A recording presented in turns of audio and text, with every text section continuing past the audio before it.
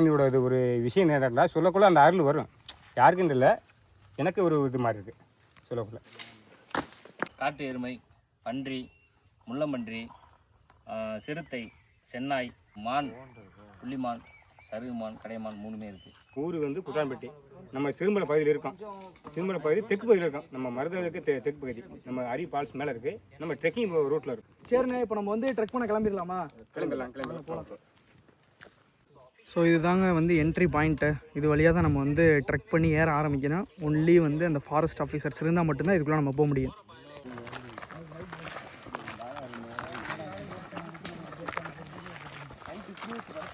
கரெக்டாக மலை ஏற ஆரம்பிச்சாச்சு. கிட்டத்தட்ட வந்து 4 கிலோமீட்டர் இருக்குன்னு சொல்கிறாங்க.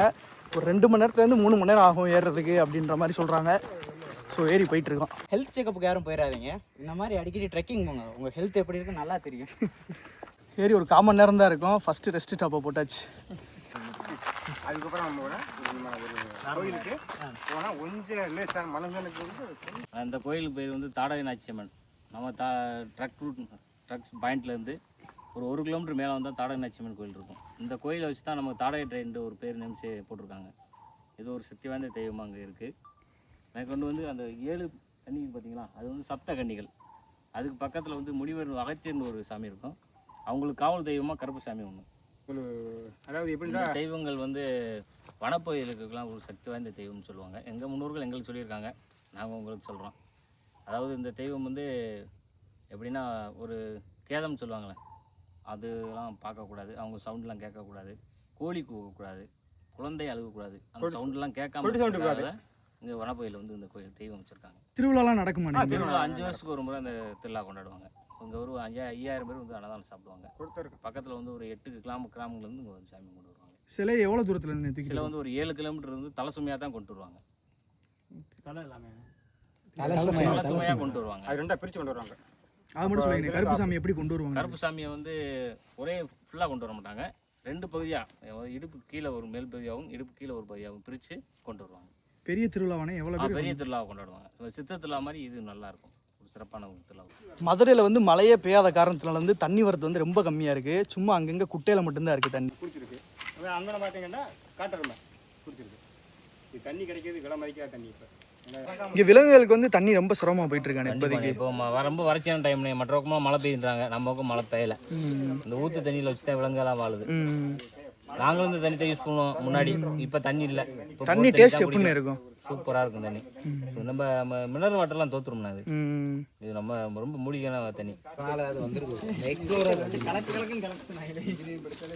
கிட்டத்தட்ட ஒரு 1/2 மணி நேரத்துக்கு மேலே ட்ரெக் பண்ணிட்டு வந்ததுக்கப்புறம் இந்த ஒரு சொன்ன மாதிரி ஒன்று பார்த்தா, அதாவது ஊற்று இந்த இடத்துல கீழேருந்து ஊற்றுலேருந்து தண்ணி வந்துட்டு இருக்கு. அந்த மண் தெரியுது பார்த்தீங்களா, ஒரு சின்ன சின்ன பள்ளமாக தெரியும். அங்கே பூராமே வந்து இந்த மானோட கால் தடம், காட்டு மாட்டோட கால் தடம், இது எல்லாமே இருக்குது. ஸோ அது வந்து தண்ணி குடிச்சிட்டு போகும் போல். ஸோ அதுக்குமே தண்ணி பற்றாக்குறையாக தான் போயிட்டுருக்கு. ஏன்னா மதுரை வர ஒஸ்ட்டாக போயிட்டுருக்கு மழையே வராமல். இது வந்து முனிவர் வாழ்ந்த குகைன்னா,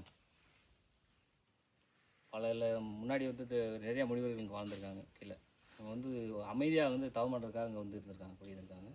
அவங்க உட்காந்து தவம் பண்ண இடம் வந்து அங்கே இருக்குது. ஒரு மருத மரம் பார்த்தீங்களா, அந்த மருத மரத்து பக்கத்தில் அவர் தவம் பண்ணியிருக்காங்க. குடியிருந்தது இந்த இடத்துல இருக்காங்க. இன்னும் இருக்காங்க, ஆனால் கண்ணு தெரியாது.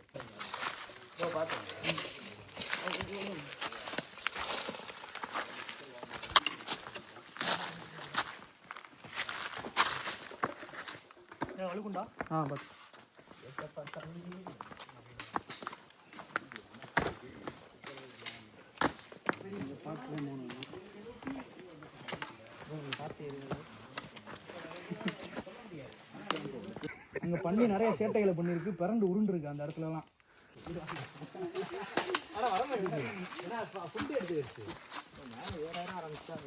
இந்த செடிக்கு பேர் வந்து மதன காம்பு பூ. இது கிட்டத்தட்ட ஒரு 3 மாதம் ஆச்சு. இதோட முடிஞ்சு அறுவடை முடிஞ்சு, அவ்வளோதான். நீ கரெக்டாக ஒரு 15 வருஷம் கழிச்சு தான் இது பூ பூக்கும். இது ஒரு மருத்துவ குணம் என்ன? இது மருத்துவ குணம் நீங்கள் செல்ல விட தான் வரும். இது பலதுக்கு இயல்படுது.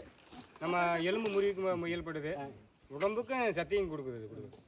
இதே விஷயங்களுக்கு இந்த மலையில் நிறைய மூலிகை பொருட்கள் இருக்கனால ஒவ்வொன்றையும் பொறுமையாக நிறுத்தி எக்ஸ்பிளைன் பண்ணி கூப்பிட்டு போயிட்டுருக்காங்க.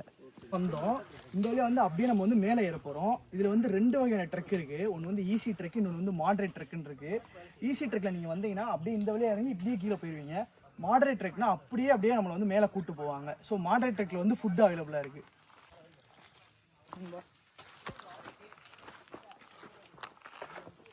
நம்ம டிவிலாம் இப்போ அதிகமாக விளம்பரப்படுத்துறாங்க கருங்காலி மாலைன்ட்டு.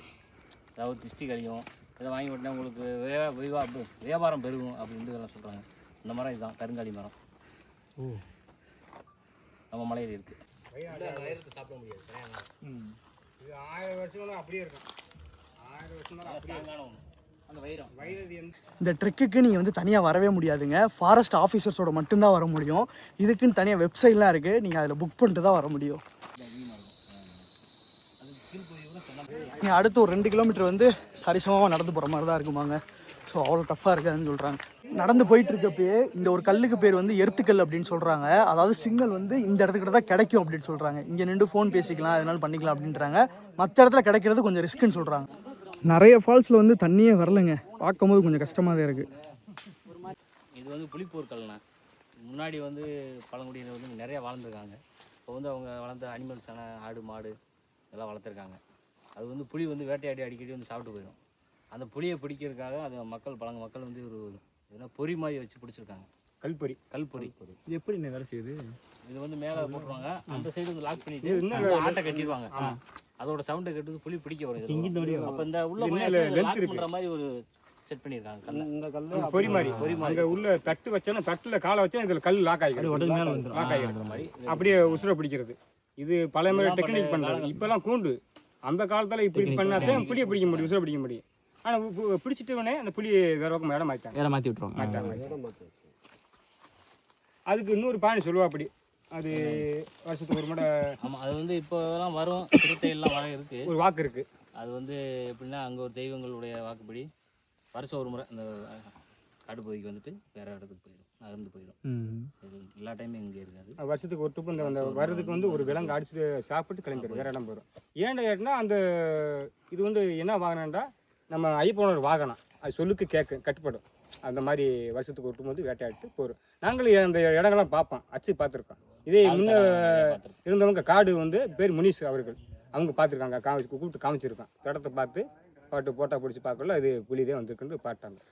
இந்த மது பழக்கம் வந்து தடை செய்யப்பட்டது. இங்கே மலைக்குள்ள வந்து வைக்கக்கூடாது, சட்டங்களே கிடையாது. இந்த பீடி சிகரெட்டு, புகைப்பழக்கம், பாக்கு இந்த மாதிரி பேப்பர் போட்டால் அவங்க மிக பனிஷ்மெண்ட் நான் கொடுத்துருவோம். அது எப்படி பண்ண தெரியுமா, அங்கே என்ன கிடக்க அந்த சாட்டில் கிடக்க அங்கேருந்து பிறக்க வச்சு வெளியேற்றிடுவோம். அவங்களே வச்சே தப்பு செய்கிறாலவே வச்சு வெளியேற்றிடுவோம். மற்ற நாங்கள் தொட மாட்டோம். இது அதிகபட்சம் நாங்கள் எடுப்போம். தப்புன்னு பார்த்துட்டோம் அவங்கள தண்டனை, அதே தண்டனை. மற்றபடி செயலில் பண்ண கொடுக்க மாட்டோம், அதே தண்டனை. இல்லை நிறைய பேர் என்ன சொன்னாங்கன்னா அந்த கரடி இல்லை இதுக்கெல்லாம் வந்து வாடகைக்கு வரும் அப்படின்னு வரும். அது இங்கே கரடி இல்லை, அவ்வளோ இல்லை இருக்கு. ஆனால் வேறு பகுதியில் இருக்குது, இங்கிட்டு கிடையாது. இங்கிட்டு கிடையாது, வேறு பகுதியில் இருக்குது. நம்மகிட்ட அட்டாக் பண்ணி விலங்கு கிடையாது. நம்ம 2 விலங்கு அட்டாக் பண்ணுறது வந்து மானு வெயில் டாக் கிடைக்கும். மானு சிலன்னு அடிக்க பார்க்கும். ஏன்டா கண்டு போட்டுச்சுன்னா அடிக்க பார்க்கும். அது வந்து கொம்பு ஷார்ப்பாக இருக்குல்ல, அது கொஞ்சம் அடிக்க பார்க்கும். மற்றபடி அட்டாக்ன்றதுல நான் வரைக்கும் ட்ரெக்கிங்கில் 9 மாதம் 8 மாதம் ஆச்சு. எந்த அசமனும் இல்லை. மக்கள் கரெக்டாக கோஆப்ரேட் பண்ணி நாங்கள் கோஆப்ரேட்டாக பண்ணிடுவோம். கரெக்டாக பெர்ஃபெக்டாக இறக்கிடுவோம். கடைசி முரட்டு ஏற்றுங்க, எல்லாம் பயங்கரமாகுது.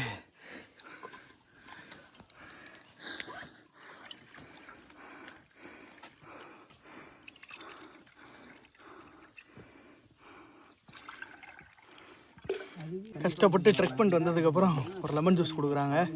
கரெக்டாக 8:40க்கு வந்து ட்ரெக்கை வந்து ஸ்டார்ட் பண்ணோம். அப்போ மணி வந்து கரெக்டாக 12:15 ஆயிடுச்சு. கடைசி பாயிண்ட்டுக்கு வந்தாச்சு. கிட்டத்தட்ட ஒரு 4.5 கிலோமீட்டர் இருக்கும் ட்ரெக்கு. 4 முறைன்றது அதிகம். நாங்கள் பொறுமையாக உட்காந்து பொறுமையாக தான் வந்தோம். இறங்க ஆரம்பிச்சாச்சு. கீழே கொஞ்சம் ஃபாஸ்ட்டாக இறங்கணும் போல். ஸோ இறங்கிட்டு வரேன்.